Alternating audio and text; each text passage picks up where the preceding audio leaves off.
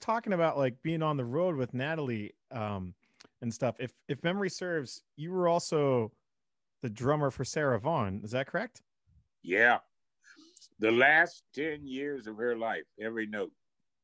So when touring with, you know, with different musicians and stuff like that, or at least in this case with Sarah and Natalie, what was the difference between the two productions? Like, what was the difference between, you know, getting into this the hall or whatever the venue with one compared to the other? Was there like a different vibe going on? Was there like more of a set procedures or something like that?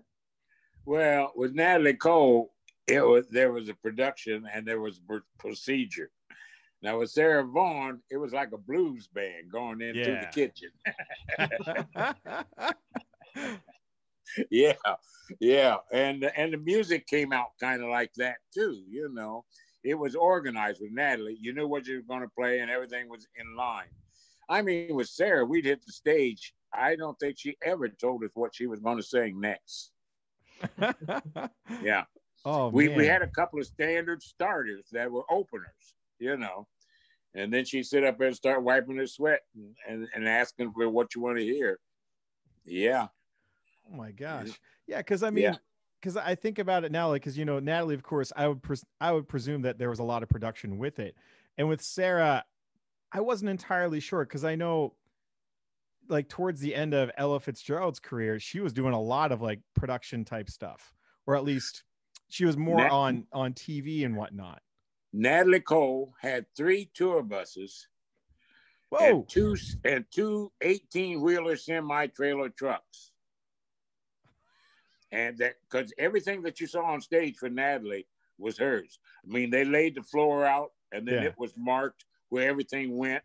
The curtains were hers and the backdrop and all that. So it took 2 18-wheeler trucks. Then she had 3 tour buses, one for her, one for the crew, one for the band. And then one bus for you, right? For your drum set, right? that went with the crew. Yeah. Right. I've been very fortunate along there, and even now with Tony. But yeah, the hardest part is transporting those drums around, you know. But anyway, and with Sarah Vaughan, man, we all got in one station wagon. Yeah. Wow. Because I didn't carry anything but cymbals. Right. Yeah. But Andy might have his bass, and he might get a separate car because of that. But otherwise, no, one was a production, and the other one was loose. Yeah. So about this production, Harold, when you were with Natalie and when you're with Tony, how much prep work do you have to do with the drum set, or can you just literally sit down and play? Like, is everything set up exactly right? Well, we go, and no matter what time showtime is, normally we go in at 2:00 in the afternoon to do a sound check.